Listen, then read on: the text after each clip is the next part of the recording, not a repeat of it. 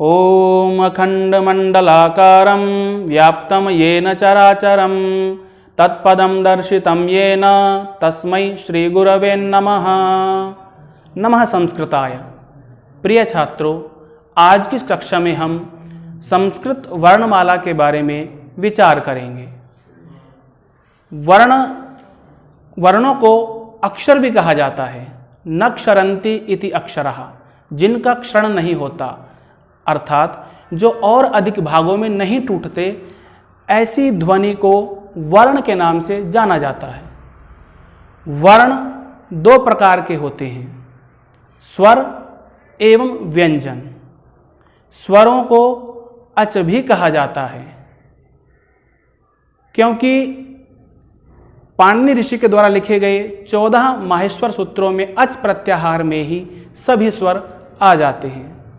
संस्कृत भाषा में मूल रूप से 5 ही स्वर हैं, परंतु कुल मिलाकर के 13 स्वर संस्कृत वर्णमाला में आते हैं। इसका हम अभी विचार करेंगे। जैसा कि आप सामने देख रहे हैं, श्याम पट पर पहले से लिखे हुए हैं।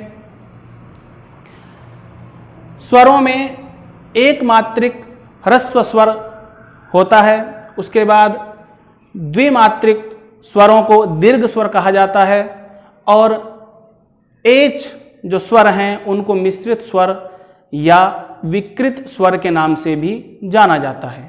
सबसे पहले अ, इ, उ, रि, लृ, इन्हें एक मात्रिक स्वर कहते हैं। इन स्वरों के उच्चारण में एक पल का समय लगता है, इसलिए इनको ह्रस्व स्वर भी कहा जाता है। उसके उपरांत आ, इ, उ, री, इन स्वरों को द्विमात्रिक स्वर के नाम से भी जाना जाता है, क्योंकि इनके उच्चारण में ह्रस्व स्वर की अपेक्षा दुगुना समय लगता है। इसके बाद ए, ऐ, ओ, औ, इन स्वरों को मिश्रित स्वर के नाम से भी जाना जाता है।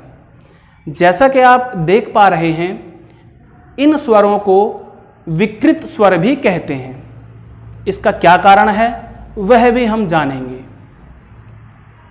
जैसा कि आप देख पा रहे हैं, अ और ई के मेल से ए स्वर की उत्पत्ति होती है। अ, उ, इन स्वरों के मेल से ओ वर्ण की उत्पत्ति होती है। अ और ए के मेल से ऐ स्वर की उत्पत्ति होती है।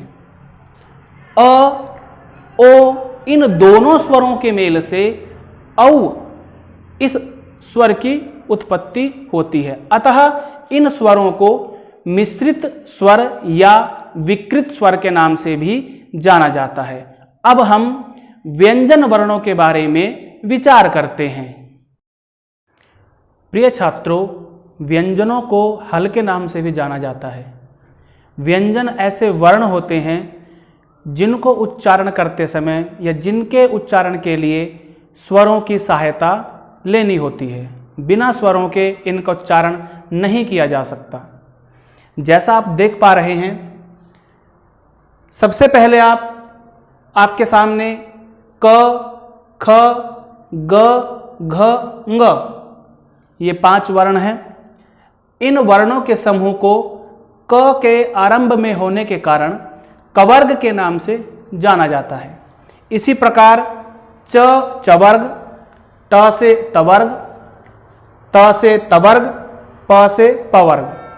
इन वर्गों के प्रथम वर्ण के आधार पर ही इन वर्गों का नाम रखा गया है। इन सभी 25 वर्णों को स्पर्श व्यंजन के नाम से जाना जाता है, क्योंकि इनके उच्चारण करते समय हमारी जिह्वा मुख के किसी न किसी भाग को स्पर्श करती है, अतः इन्हें स्पर्श व्यंजन के नाम से जाना जाता है। इसके बाद हम अंतस्थ वर्णों की चर्चा करते हैं।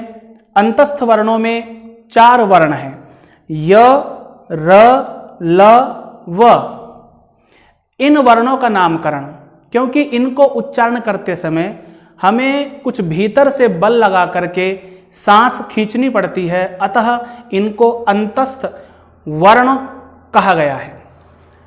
इसके उपरांत आप अंतिम देख रहे हैं श, श, स, ह। इन वर्णों को ऊष्म व्यंजन के नाम से जाना जाता है, क्योंकि इन वर्णों के उच्चारण करते समय मुख से गर्म वायु निकलती है, उसी आधार पर इनका नामकरण किया गया है। इसके उपरांत आप देख रहे हैं अनुस्वार। अनुस्वार एक बिंदु के रूप में आप देखते हैं और इसका उच्चारण नासिका से किया जाता है। जैसे आप एक उदाहरण आपके सामने है अंक, इसी प्रकार से अंग, कंघा आदि। इसके उपरांत आप देखेंगे अनुनासिक, इसको चंद्र बिंदु के नाम से भी जाना जाता है।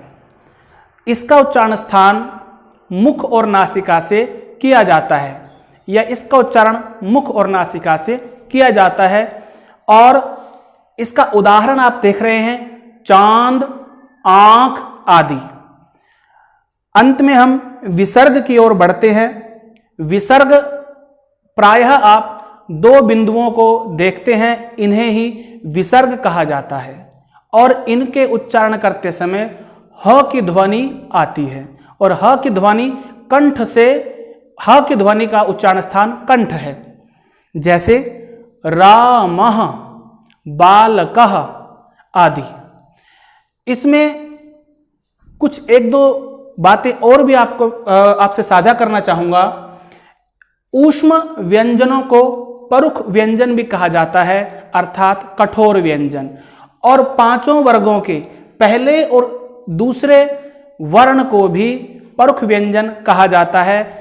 बाकी सभी व्यंजनों को कोमल व्यंजन के नाम से जाना जाता है। तो आज की कक्षा में इतना ही। अगली कक्षा में आपसे फिर मिलेंगे। पुनः मिलामः। तावत् शुभमस्तु। नमो नमः।